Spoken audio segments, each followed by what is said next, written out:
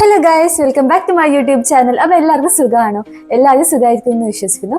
അപ്പം ഇന്നത്തെ തംബ്നെയിൽ കണ്ടപ്പോൾ നിങ്ങൾക്ക് മനസ്സിലായിട്ടുണ്ടാവും ഞാൻ എന്ത് വീഡിയോ ആയിട്ടാണ് വന്നിരിക്കുന്നത്. ഇന്നൊരു ഗോബി പറാത്താൻ്റെ റെസിപ്പിയാണ്. അപ്പോൾ വീഡിയോയിലേക്ക് പറഞ്ഞാലോ, ഞാൻ ഒരിക്കൽ ഉണ്ടാക്കി നോക്കിയതാണ് ഗോബി പറാത്ത. നല്ല ടേസ്റ്റ് ആയിരുന്നു. അപ്പം പരീക്ഷണം കഴിഞ്ഞു. അപ്പം ഞാൻ ശരി നിങ്ങളിലേക്കും കൂടി അത് എത്തിക്കാമെന്ന്. അതുകൊണ്ട് കേട്ടോ ഇന്നിങ്ങനെ ഒരു വീഡിയോ ആയിട്ട് വന്നിട്ടില്ല. ഇവിടെ ഇപ്പോൾ രാവിലെ ഒരു 7:30 ആയിട്ടുണ്ടാവും സമയം. ഇതൊരു ചെറിയ വീഡിയോ ആണ്. നിങ്ങൾ ഇതിൻ്റെ തുടക്കം മുതൽ ഒടുക്കം വരെ കാണണം. അപ്പോൾ ഇതിന് വേണ്ടി ഞാൻ എടുത്തിട്ടുള്ളത് ഈ ഒരു ചെറിയ കോളിഫ്ലവർ ആണ്. ഇത് ഞങ്ങൾക്ക് 3 ആൾക്കും പറ്റിയതാണ്. ഞാനും അച്ഛനും അമ്മയും ഇത്രയേ ഉള്ളൂ.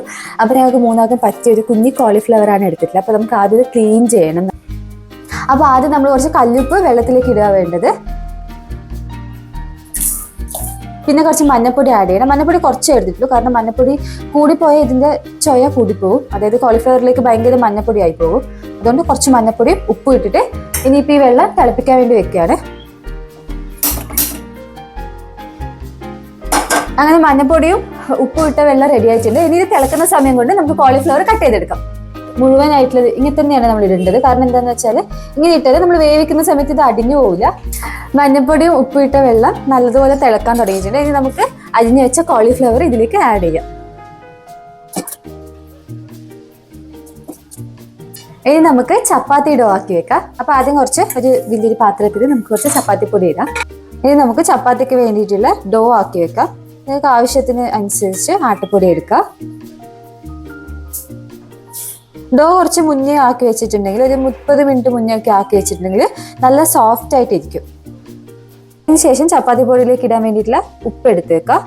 ഉപ്പ് അതിലേക്ക് ആഡ് ചെയ്യുക. ചപ്പാത്തി ഡോ ഇവിടെ റെഡി ആയിട്ടുണ്ട്. ഇത് ഒരു 30 മിനിറ്റ് നമുക്ക് റെസ്റ്റ് ചെയ്യാൻ വെക്കാം. ഇനി നമ്മൾ വേവിച്ച് വെച്ചിട്ടുള്ള ഈ ഒരു കോളിഫ്ലവർ ഉണ്ടല്ലോ, ഇത് നമുക്ക് ചോപ്പറിലിടാം. അപ്പോൾ കുറച്ചും കൂടി നൈസായിട്ട് കിട്ടും. ഇതിൻ്റെ കൂടെ തന്നെ നിങ്ങൾക്ക് വേണ്ടെങ്കിൽ ഈ അരിഞ്ഞ വെച്ച ഉള്ളിയും വെളുത്തുള്ളിയും പച്ചമുളകും ഒക്കെ ഇടാവുന്നതാണ്. ഞാൻ ചിലപ്പം പച്ചമുളക് ഇടും, കാരണം പച്ചമുളക് അരിഞ്ഞ സമയത്ത് കുറച്ച് വലുതായിപ്പോയി. ബ്ലേഡാ?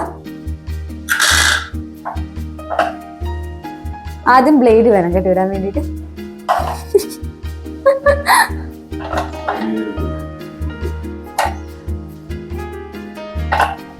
ഇതിന്റെ എക്സ്പേർട്ട് അച്ഛനാണ് ഈ ചോപ്പറിൻ്റെത്.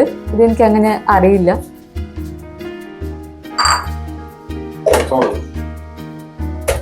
ഈ അച്ഛൻ നല്ല ഓർമ്മയില്ല. ഞാൻ ഇതിന്റെ കൂടെ പച്ചമുളക് ഇട്ടിട്ടുണ്ട്.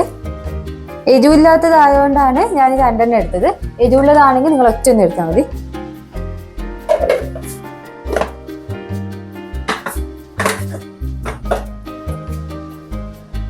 എങ്ങനെ വെച്ചാ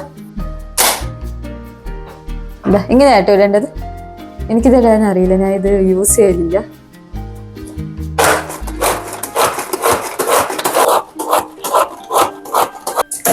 അടുപ്പ് കത്തിച്ച് നമ്മൾ വെളിച്ചെണ്ണ കുറച്ച് ഒഴിച്ചിട്ടുണ്ട്. വെളിച്ചെണ്ണ ഒഴിച്ച ശേഷം ഈ ഉള്ളിയില്ലേ, ഉള്ളി പിന്നെ വെളുത്തുള്ളി, കുഞ്ഞതായിട്ട് അരിഞ്ഞ വെളുത്തുള്ളി, പിന്നെ ഇഞ്ചി എടുക്കുന്നുണ്ട്. ഇഞ്ചി, ഇത് 3ഉം കൂടി ഇടുക. അതിന് ശേഷം പിന്നെ കുറച്ച് ഉപ്പും കൂടി ഇടുക. നിങ്ങൾക്ക് ആവശ്യത്തിനുള്ള ഉപ്പ് ഇട്ട് കൊടുക്കണം. ഇനി ഇതൊക്കെ നല്ലതുപോലെ വഴണ്ട് വരുന്ന സമയത്ത് നമുക്ക് വേവിച്ച് അരിഞ്ഞു വെച്ചിട്ടുള്ള പച്ചമുളകും കോളിഫ്ലവറും കൂടി ആഡ് ചെയ്യാം.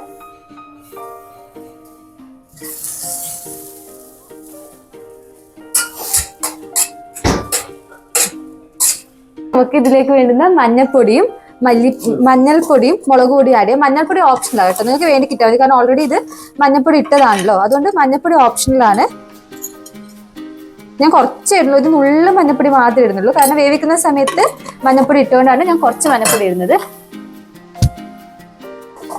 അത് കഴിഞ്ഞ് നമുക്ക് കുറച്ച് മുളക് പൊടി ഇടാം. മുളക് പൊടി ആവശ്യത്തിന് ഇടാം.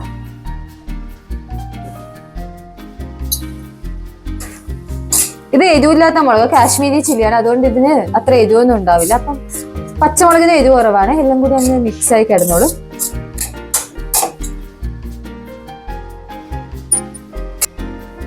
പിന്നെ ഞാൻ കറിവേപ്പിലയാണ് ആഡ് ചെയ്യുന്നത്.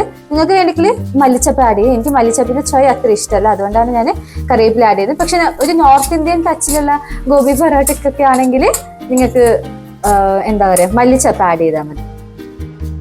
ഇനി നമുക്ക് ചപ്പാത്തിന്റെ ഡോ ആക്കി വെക്കാം. ചപ്പാത്തി ചപ്പാത്തി നമ്മൾ ആക്കുന്ന സമയത്ത് നോർമൽ ചപ്പാത്തിനേക്കാളും നല്ലതുപോലെ വലിപ്പം വേണം. എന്നാൽ മാത്രമേ ആലു പൊറോട്ടേന്റെ ഫില്ലിങ് പുറത്താവാതിരിക്കും. അങ്ങനെ ചപ്പാത്തിയുടെ ഡോവും മസാലയും ഒക്കെ റെഡി ആയിട്ടുണ്ട്. ഇനി നമുക്കിത് പരത്തിയെടുക്കാം. അപ്പൊ ഞാൻ ആദ്യം പറഞ്ഞല്ലോ, നമ്മൾ നല്ല വലിപ്പമുള്ള ഇങ്ങനെ ഉരുളകളാണ് എടുക്കുന്നത്. ഇങ്ങനെ ഉരുളകളാക്കി വെച്ച ശേഷം നമ്മൾ ഡയറക്റ്റ് ആയിട്ട് ചപ്പാത്തി കോല് വെച്ച് പരത്താൻ പാടില്ല. കൈകൊണ്ട് നല്ലതുപോലെ അതൊരു റൗണ്ട് ഷേപ്പിലാക്കി എടുക്കണം. അതിനുശേഷം മാത്രം ഒന്ന് ചപ്പാത്തി കോല് കൊണ്ട് പരത്തിയിട്ട് നമ്മൾ ഈ ഫില്ലിങ് ആഡ് ചെയ്ത് കൊടുക്കുകയാണ് വേണ്ടത്. ആവശ്യത്തിനുള്ള ഫില്ലിങ് ആഡ് ചെയ്ത് കൊടുത്ത ശേഷം നമ്മളത് നല്ലതുപോലെ നമ്മൾ മോമോസ് ഒക്കെ ആക്കൂലേ, അതുപോലെ നടുക്ക് വേണം ഇത് പൊന്തി വരാൻ വേണ്ടിയിട്ട്. ഫില്ലിങ് കൂടിപ്പോവാനും പാടില്ല, കാരണം ഫില്ലിങ് കൂടിപ്പോയാൽ ഇത് ചപ്പാത്തിന്ന് പുറത്തേക്ക് വരാൻ തുടങ്ങും. അങ്ങനെ ആവശ്യത്തിനുള്ള ഫില്ലിങ് നിറച്ച ശേഷം വീണ്ടും നമ്മൾ കൈയോട് നല്ലതുപോലെ പ്രസ് ചെയ്തെടുക്കണം. അതിനുശേഷം മാത്രമേ ചപ്പാത്തി കോല് ഉപയോഗിക്കാൻ പാടുള്ളൂ. അതിനുശേഷം നമ്മൾ നോർമലി ചപ്പാത്തി പരത്തുന്ന പോലെ അങ്ങ് പരത്തി എടുത്താൽ മതി. പക്ഷെ ഒന്ന് ശ്രദ്ധിക്കണം, കാരണം അധികം പ്രസ് ചെയ്ത് പരത്തുന്ന സമയത്ത് ഇത് അടിയിൽ പറ്റി പിടിക്കാനും അതുപോലെ തന്നെ ഇതിന്റെ ഉള്ളിലുള്ള ഫില്ലിങ് പുറത്തു വരാനും ചാൻസ് ഉണ്ട്. നല്ല ഷേപ്പിലും അതുപോലെ തന്നെ ഫില്ലിങ് പുറത്തു വരാണ്ടും നല്ലൊരു ചപ്പാത്തി തന്നെ കിട്ടിയിട്ടുണ്ടായിരുന്നു. അതിനുശേഷം അത് കല്ലുമ്മിലിട്ട് എണ്ണയാക്കിയിട്ട് നമ്മൾ നോർമലി ചുട്ടെടുക്കുന്ന പോലെ ചുട്ടെടുത്താൽ മതി. അങ്ങനെ തന്നെ ഗോബി പറാത്ത റെഡി ആയിട്ടുണ്ട്. നല്ല ഷേപ്പിൽ തന്നെ വന്നിട്ടുണ്ട്. ഇതിന്റെ ടേസ്റ്റ് നോക്കാം എങ്ങനെയുണ്ടെന്ന്. ഇതിന്റെ കൂടെ നമുക്ക് ഞാൻ തൈര് ആക്കി വെച്ചിട്ടുണ്ട്. പക്ഷെ എനിക്ക് തൈരിൻ്റെ കൂടെ തിന്നത് അത്ര അങ്ങോട്ട് ഇഷ്ടമല്ല. എന്തായാലും വെറുതെ തിന്നിട്ട് ഇതിന്റെ ടേസ്റ്റ് എങ്ങനെയുണ്ട് നോക്കാം.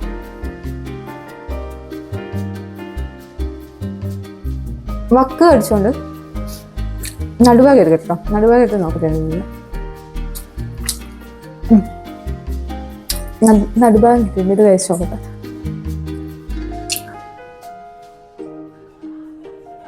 നടുഭാഗം അടിപൊളിയാണ്. പിന്നെ നമ്മളിതിപ്പോൾ ഉണ്ടാക്കുന്നൊന്നുമില്ലല്ലോ, വല്ലപ്പോഴും മാത്രമേ ഉണ്ടാക്കാറുള്ളൂ. അതുകൊണ്ട് ഇതിൻ്റെ എക്സ്പേർട്ട് ഒന്നും അല്ല. അപ്പോൾ ആദ്യത്തേത് 2 പ്രാവശ്യം ആക്കിയ സമയത്ത് ശരിക്കും ആ ഷേപ്പിലൊന്നും വന്നിട്ടുണ്ടായിരുന്നില്ല. പക്ഷെങ്കിൽ പിന്നെ അത് ശരിയാവാൻ തുടങ്ങി. എന്തായാലും അടിപൊളി ടേസ്റ്റാണ്, മസ്റ്റ് ട്രൈ ആണ്. നിങ്ങൾ എന്തായാലും ഇത് ട്രൈ ചെയ്ത് നോക്കണം. തൈരിൻ്റെ കൂടെയോ അച്ചാറിൻ്റെ കൂടെയോ കുറച്ചും കൂടി ടേസ്റ്റ് ഉണ്ടാകുന്നതായിരിക്കും. അപ്പോൾ വീഡിയോ ഇഷ്ടമായിരുന്നു, ഹെൽപ്ഫുൾ ആയിരുന്നു വിചാരിക്കുന്നു. ചാനൽ സബ്സ്ക്രൈബ് ചെയ്യാൻ മറക്കല്ലേ. താങ്ക്